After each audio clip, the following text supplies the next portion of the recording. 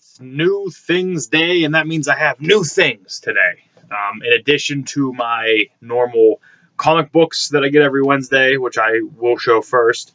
I don't know if you saw my other video where I talked about it, but I recently went to what used to be an old bookstore, and it hasn't been open for probably 2 years, if not 4 years. I think maybe the owner died 2 years ago. It wasn't open 2 years prior to his death. But a guy bought it, and he's just getting rid of books. I was told Saturday to come grab whatever I could, and whatever I don't grab, they're just throwing in the dumpster. I made it through probably 65 to 70% of the books on Saturday, and I couldn't sleep thinking of what I may have missed there that's going to get thrown away. So I went back 2 or 3 days later, yesterday, and went through the rest of the book. So I touched every book in that store.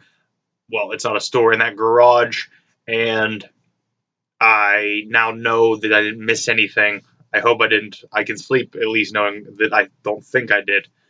But great times that they want to throw all these books away. They're just getting a dumpster and throwing them in a dumpster because they want to have a race car garage. Just when I was in there yesterday, I was the only one in there, and some kid walked in and started talking about race cars and that he works on the engines, and just dumb hillbilly. I've probably read more books this year than he's ever seen in his life, and he was in that store, but he probably couldn't see straight. He probably just sees fumes from gasoline or something. Man, and he just kept talking to me about how happy he's going to be when he brings a wheelbarrow in and just pulls books down off the top shelf into the wheelbarrow and dumps them into the dumpster. Why are you happy about that? Why do you want to destroy something that is so important to the world? Because they're dumb. I'm sorry. I get heated over it. If I had the room, I would have taken every book in there. Every one of them. I didn't have the room, but day one, I got 233 books. When I went back yesterday, I probably got, if not the same amount, a little more. And I'm not going to show them all in one video. It would be way too long. And I don't know a lot about a lot of these books. I picked up what looked interesting. I grabbed something maybe even for the cover. I grabbed what looked old. I grabbed something that interests me. But I'll maybe do 5 or 6. Depending on how many comics I have per week, I'll do 5 or 6, maybe more if I have less comics. But if you know anything about these books, let me know. If you have any information, if you've read it, if you know about it, anything. I'll take anything. Even if you know about the author, other works, something. I'll take anything because a lot of these books I don't know a lot about. But comics first, because it is New Comic Book Day. And first thing I got was Green Lantern's Rebirth. I've loved Simon Baz as Green Lantern. I don't know why he has a gun. He didn't have a gun when he premiered. He was just a regular Green Lantern. He has a Green Lantern ring. Why does he need a gun? I'm interested to see why he has the gun. I like Simon Baz's origin story, but I don't know if it's going to be the same origin story because now he has a gun. Old Man Logan #7. Speaking of Wolverine-type books, I dropped all new Wolverine today. I wasn't feeling it. I wasn't interested, and I got too many. I thought I had too many books today, but actually came in under the total I was expecting. So I dropped it anyway, though, and I don't feel bad about it. Mighty Morphin Power Rangers Pink, #1 of 6. I usually don't fall or even get close to minis, but I couldn't resist this, and I'm super excited about this. Even though the art is not exactly what I would call my style, I'm still really stoked about it. Really, really excited. Punisher #2. Didn't even know I was on this book. I thought I picked #1 up off the shelf. This one ended up in my bin. I said, let's run with it. We'll see how it goes. It looks like Punisher's on the 5-issue limit right now. If it doesn't pull me in and keep me excited about it by 5 issues, it's gone. All new, all different Avengers. I love this cover. To the Stars. I don't know what's happening in it, but if Vision is still a part of the team, I will remain probably on this book because I don't get to see him much other than his own book, but I can never have too much Vision. The Goddamned, issue 4. Is this bi-monthly? I feel like I don't read a lot of this book. Was this delayed? I don't know. I enjoy this book. Cain and Abel. No, not Cain and Abel. It's just a story of Cain, and he can't die, and I like this story. And Jason Aaron was the reason I got into it, but, something I enjoy. But I think I don't read it a lot. Bob's Burgers, number 12. One of the funniest shows ever made, one of the best cartoons ever made. And the comic is just a direct derivative from the show. It's you could almost see these in episodes, and it wouldn't phase you. Then a nice $5.99 book, Civil War II, for $5.99. When I saw it, I said, "Is that $4.99?" I said $5.99. Okay, good times. And then if that wasn't enough of a kick to me, I see this. Deadpool number 13. This is a variant. I don't know what variant this is, but it's the cover I liked. This book, Deadpool 13, nothing. You wouldn't think Deadpool number 13, nothing spectacular about it. $10. $9.99. Why do they consistently make Deadpool books this expensive? Because I pay it. Because I'm a fucking idiot. $10. I paid $16. Well, let's knock out my discount. Paid $16 for 2 books this week. This says it's like it's a 4-issue crossover in one book. And you have Deadpool 13, which is part 1. You have Daredevil 7.1, part 2. Power Man and Iron Fist 4.1, which is part 3. And Deadpool 13.1, which is part 4. I hope it's good for $10. I hope it's good. After I got my comics day, I actually went to a local park and read. I didn't read all of last week's books yet, so I was reading some of last week's books, I was reading some books. And if you're wondering if I fell asleep on a park bench like a homeless, I did. And if you could imagine somebody seeing somebody that looks like me sleeping on a park bench at 2 o'clock, yes, they definitely thought I was on drugs. Absolutely thought I was on drugs. I don't remember how long I slept, but I do remember waking up a few times and closing my mouth. I don't know why. I just woke up and said, "Oh, I better close my mouth. Probably look like an idiot." No, I looked like an idiot because I was sleeping on a bench in a park. All right, now some books. First, it's not really first, just the first 5 I grabbed off a shelf. I think I grabbed 5 or 6. It's Stanley Wolpert, 9 Hours to Rama. And it's actually still a very... The dust jacket's in very decent condition. Decal edge here, very slight decal. A lot of the books I've noticed, the older books have decal edges. I don't know if it was easier to cut or if there was something, but I've noticed that the older books that have the decal edge, the paper seems to be lasting longer on the edge as opposed to the square cut. I don't know if it's the name for it. It seems like it's aging a little worse. But 9 Hours to Rama is a 1962 novel by Stanley Wolpert, and it's published by Random House. It says Stanley Wolpert received his doctorate in South Asian Studies from the University of Pennsylvania and has taught Indian history for the past 3 years at UCLA. He has twice visited India, arriving there first in 1958 on the day after Mahatma Gandhi was assassinated, and returned in 1957 for almost a year as a Ford Fellow. Mr. Wolpert lives in Los Angeles with his wife and son. There's Stanley Wolpert right there.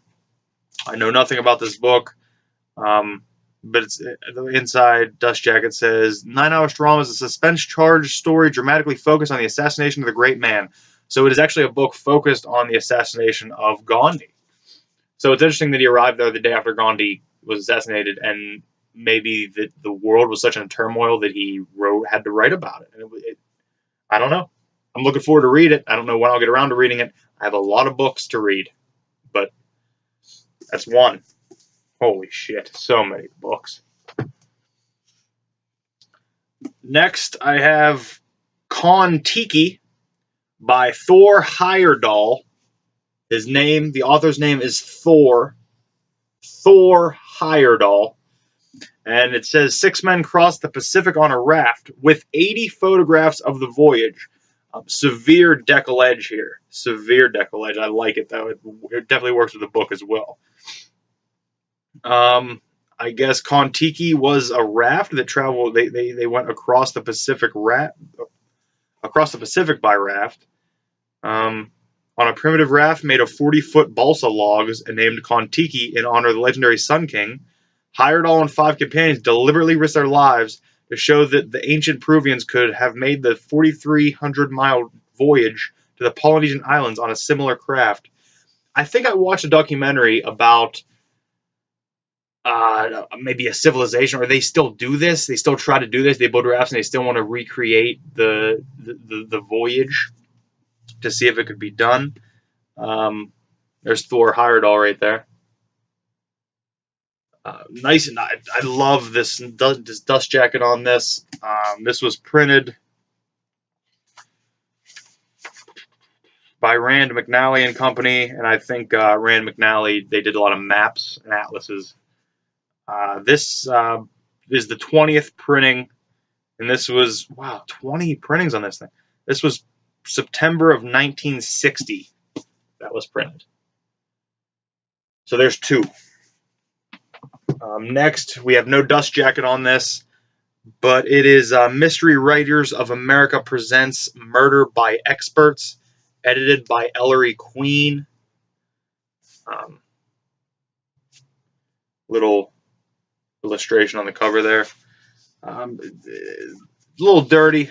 The spine's a little loose. But when I saw Murder by Experts and Mystery Writers, I had to get it. Looks like it was published by Ziff Davis. This is 1947. Printed in the United States, 1947. There's a bunch of different tales in here. From the likes of John Dixon Carr, Percival Wilde, Brett Holiday, Agatha Christie, William Faulkner, Thomas Burke. There's a few more. I'm just saying some of the ones that I recognize. Robert Louis Stevenson. Ellery Queen has a couple in here. Frederick Irving Anderson. So it just looks like a bunch of different stories about murder. Done by experts, I'd imagine. But it's another one of those interesting things that I saw that I grabbed and looked interesting. Next up, we have collection of English poems, 1660 to 1800. No dust jacket on this. The spine is kind of hard to read. It's kind of worn down. The front, it's kind of embossed on there, but that's also hard to read. I grabbed a lot of the poetry books. Girlfriend's a huge fan of poetry, and I dabble. I can't say I can get into it like she can. I try to, but I could never sit down to read this whole thing. I could open it up to a random page and read a poem or 10, but I could never just read a whole book of poetry. It just doesn't work for me. Unless it's one story all in like a prose form, or in a certain, it's all, if the whole story's a poem, I'm trying to say, I could probably get through that, but other than that, probably not. This was copyright 1932 by Harper and Brothers. Collection of English poems, 1660 to 1800, 1932 printed. Like I said, I got a lot of old stuff. I got a lot of not so old stuff also. A lot of 70s books, a lot of 70s novels, suspense novels, mystery novels. We'll get to those, though. We'll eventually get to everything. But the last one I'm going to talk about today is The Evolution of Stars, printed by Macmillan. I don't know if this was Macmillan Company or... by the way, when I was entering all these into my software before I enter my books, I've come across... I've kind of starting to figure out different time periods when different publishing companies merged, and it's really interesting to have that start to connect in my head. I feel like I'm learning more about books and publishing companies and years that they were publishing and where they were publishing, and I love that. I love that.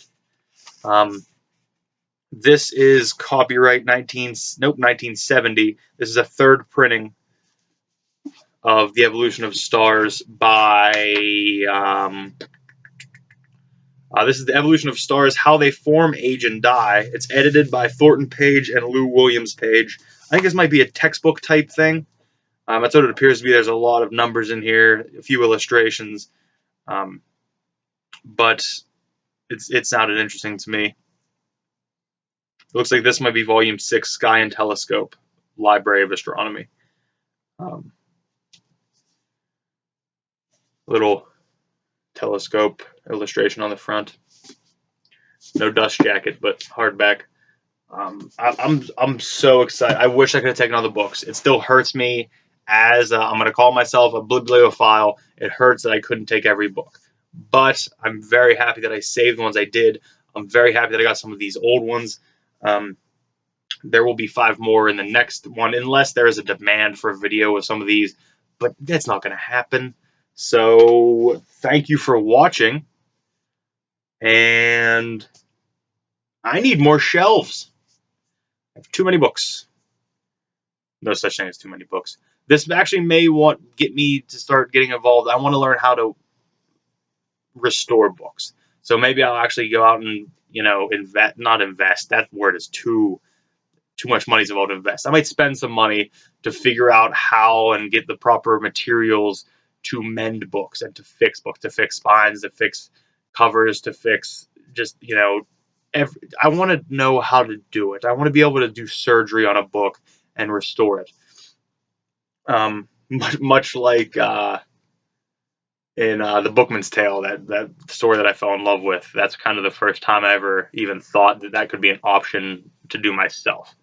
But I know you probably gave up on this video. This is a long one at 17 minutes already. Thank you for watching. I'm not even going to hold anything up.